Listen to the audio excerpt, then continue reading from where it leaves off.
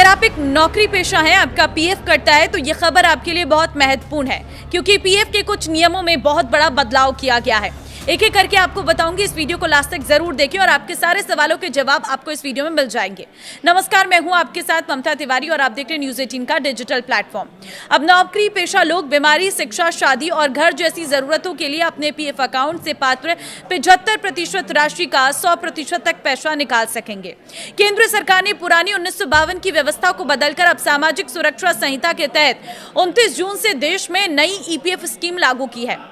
अगर इसे हम इजी लैंग्वेज यानी कि आसान भाषा में समझे तो इस बदलाव का आपके पीएफ बैलेंस और विड्रॉल पर क्या असर पड़ेगा वो समझ लीजिए।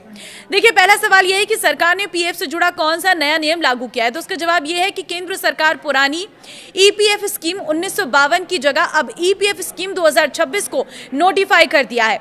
इसके तहत पीएफ सब्सक्राइबर्स के लिए आंशिक निकासी की शर्तों में बदलाव किए गए हैं। दूसरा सवाल का जवाब यह है कि आंशिक निकासी को लेकर सबसे मुख्य बदलाव क्या है, तो देखिए जवाब यह है कि नए नियमों के तहत अब कोई भी ईपीएफओ मेंबर अपने पीएफ अकाउंट से पूरा पैसा आंशिक निकासी के रूप में नहीं निकाल सकेगा। अब ग्राहकों को अपने पीएफ अकाउंट में कुल एलिजिबल मेंबर बैलेंस का कम से कम 25% हिस्सा पीएफ अकाउंट में रखना होगा। तीसरा सवाल बहुत लोगों के मन में ये रहता है कि इस 25% मिनिमम बैलेंस के नियम को गणित के हिसाब से कैसे समझे, तो इसका जवाब यह है कि इसे एक सीधे उदाहरण से आप समझा जा सकता है। अगर किसी कर्मचारी के पीएफ खाते में कुल एलिजिबल मेंबर बैलेंस 1 लाख रुपए है, तो नए नियम के मुताबिक 25,000 यानी कि 25% को खाते में ही छोड़ना अनिवार्य होगा।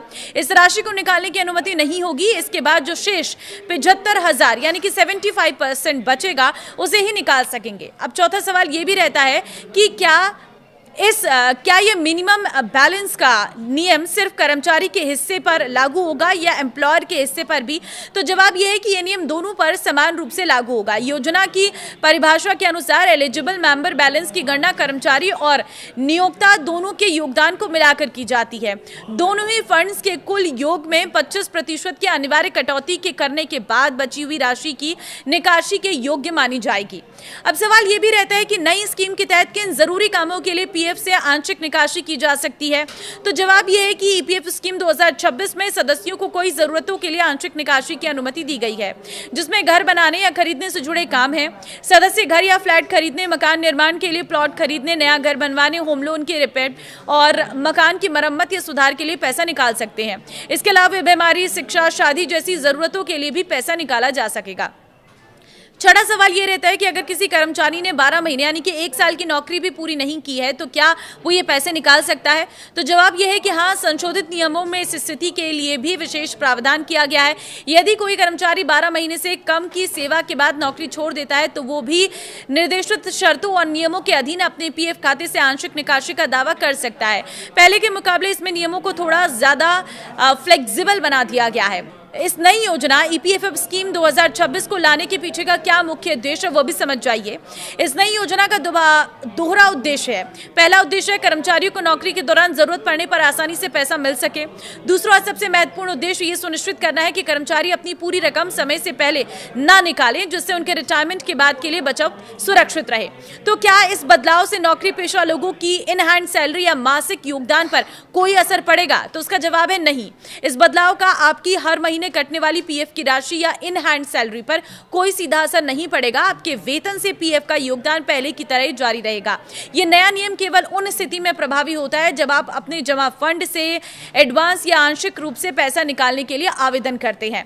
देखिए, ईपीएफओ ने वित्त वर्ष 2025-26 के लिए कर्मचारी भविष्य निधि जमा पर 8.25% की ब्याज दर तय की है। इसी दर के हिसाब से सभी पात्र खातों में ब्याज की गणना राशि जमा की जाएगी। ये ब्याज सीधे खाताधारकों के पीएफ खाते में क्रेडिट होगा और इसके लिए किसी तरह का आवेदन करने की जरूरत नहीं होगी। ईपीएफ कर्मचारियों की लंबी अवधि की बचत का सबसे बड़ा साधन माना जाता है। हर महीने कर्मचारी और नियोक्ता दोनों की ओर से पीएफ खाते में अंशदान जमा होता है, जिस पर ईपीएफओ हर साल ब्याज देता है। ब्याज जुड़ने से कर्मचारियों के रिटायरमेंट बचत में अच्छी बढ़ोतरी होती है और भविष्य के लिए मजबूत वित्तीय सुरक्षा मिलती है। अगर अगले 15 दिनों में आपके खाते में ब्याज नहीं मिलता है तो घबराने की जरूरत नहीं है। ईपीएफओ चरणबद्ध तरीके से सभी सक्रिय खातों में ब्याज जमा करेगा, इसलिए अपडेट में थोड़ा समय लग सकता है। ब्याज जमा होने के बाद साथ कर्मचारी कई तरीकों से अपना पीएफ बैलेंस चेक कर सकते हैं। ईपीएफओ की आधिकारिक वेबसाइट पर भी उपलब्ध रहेगा पासबुक सेवा। उमंग ऐप से भी कर सकते हैं, मिस कॉल या फिर एसएमएस के जरिए भी कर सकते हैं। खाते का अपडेट बैलेंस चेक किया जा सकता है। हालांकि ब्याज सभी खातों में एक साथ नहीं पहुंचेगा, इसलिए कुछ खातों में अपडेट दिखने में कुछ दिन लग सकते हैं। तो यह है ईपीएफओ के कुछ बदलाव जो आपने सभी लोगों के साथ शेयर कर देना, क्योंकि हर नौकरी पेशा को ये बदलाव पता होने चाहिए। नमस्कार।